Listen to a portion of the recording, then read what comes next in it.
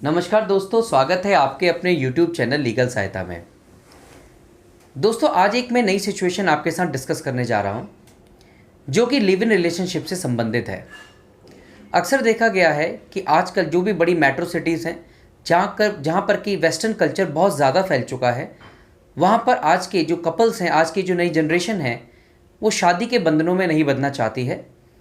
और वो इसके एक नया जो है उन्होंने एक तरीका अपना लिया है, जो कि है लिव इन रिलेशनशिप। और अब तो कोर्ट्स भी जो लिव इन रिलेशनशिप में रहने वाले कपल्स हैं, उनको अगर उनकी जान को खतरा होता है तो उनको प्रोटेक्शन जो है प्रोवाइड करती है उनकी जान माल की रक्षा के लिए। किंतु दोस्तों, क्या लिव इन रिलेशनशिप में रहने से किसी लड़की के ऊपर अत्याचार नहीं होता है? और अगर किसी लड़की के ऊपर लिव इन रिलेशनशिप में जब वो रह रही है, उसके ऊपर अगर उसका मेल पार्टनर अत्याचार करता है, तो क्या उसके कोई राइट्स नहीं है? क्योंकि ये live in relationship socially acceptable नहीं है। तो दोस्तों, इस वीडियो के माध्यम से आज मैं उन सभी अधिकारों की बात करूंगा कि किस तरीके से एक फीमेल जो कि लिव इन रिलेशनशिप में रह रही है और अगर उसके ऊपर किसी भी तरीके का कोई भी डोमेस्टिक वायलेंस या अत्याचार होता है तो उसके क्या राइट्स हैं और वो क्या कंडीशंस हैं जो कि एक फीमेल को फुलफिल करनी पड़ती हैं अगर वो डोमेस्टिक वायलेंस एक्ट को इन्वोक करना चाहती हैं।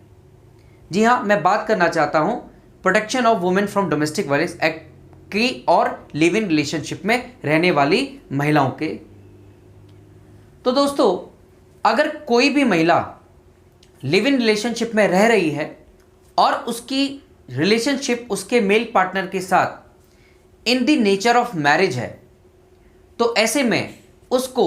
डोमेस्टिक वायलेंस के तहत प्रोटेक्शन मिल सकती है या रिलीफ मिल सकता है। तो पहले यह समझना होगा कि in the nature of marriage का क्या मतलब होता है। दोस्तों, जो डोमेस्टिक वायलेंस एक्ट है वो ये कहता है कि यदि कोई भी महिला किसी भी पुरुष के साथ एक शेयर्ड हाउस होल्ड में, एक छत के नीचे अगर रह रही है और उसके ऊपर कोई भी अत्याचार होता है, फिजिकल या मेंटल उसका के ऊपर कोई भी अत्याचार किया जाता है, तो यह डोमेस्टिक वायलेंस के एम्बिट में आता है। किंतु उस महिला का जो रिलेशनशिप है, अगर वो लिव इन से, मैं यहाँ पे लिव इन की बात कर रहा हूँ, अगर वो लिव इन रिलेशनशिप में रह रही है तो उसके साथ वो relationship in the nature of marriage होना ज़रूरी है।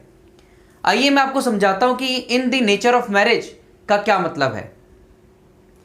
अगर एक लड़की जो कि कुंवारी है, 18 साल से ऊपर है, यदि एक लड़का जो कि कुंवारा है और 21 साल से ऊपर है, और यदि वो दोनों शादी कर लें तो उनकी शादी वैलिड होगी। अगर ऐसी सिचुएशन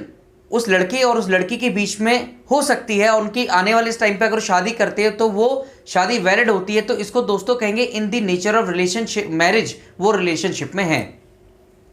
अब मैं आपको ये बताता हूं कि in the nature of marriage कहां पर नहीं होता है। जैसे कि आपने देखा होगा कि कई बारी कुछ पुरुष, कुछ मेल्स जो कि ऑलरेडी शादीशुदा होते हैं, कुछ फीमेल जो कि ऑलरेडी खुद शादीशुदा होती हैं, और कई बार ऐसे सर्कमस्टेंसेस बन जाते हैं कि दो लोग जो कि खुद पहले से शादीशुदा हैं वो एक दूसरे के साथ लिव इन रिलेशनशिप में रहना शुरू कर देते हैं। और ऐसे में वो महिला जो कि लिव इन रिलेशनशिप में रह रही है, जो कि पहले से शादीशुदा है,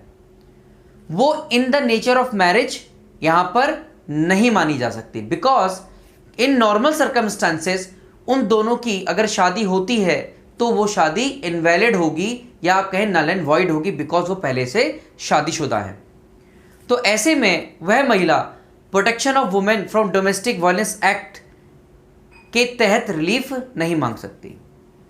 पर अब बात यह है कि क्या वो महिला, उसको किसी भी तरीके का कोई भी अधिकार नहीं है घरेलू हिंसा से, अगर उसके ऊपर फिर भी अगर घरेलू हिंसा वो मेल पार्टनर के द्वारा की जाती है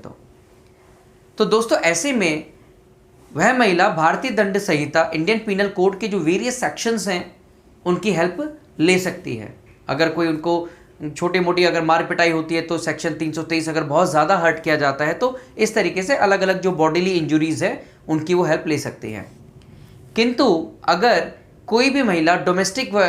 वायलेंस एक्ट के तहत रिलीफ चाहती है और वह एक किसी लिव इन रिलेशनशिप में किसी लड़के के साथ रह रही है, तो उनकी relationship in the nature of marriage होनी ज़रूरी है और वह एक एग्रीड पर्सन के अंदर तभी काउंट होगी एज पर दी डोमेस्टिक वायलेंस एक्ट।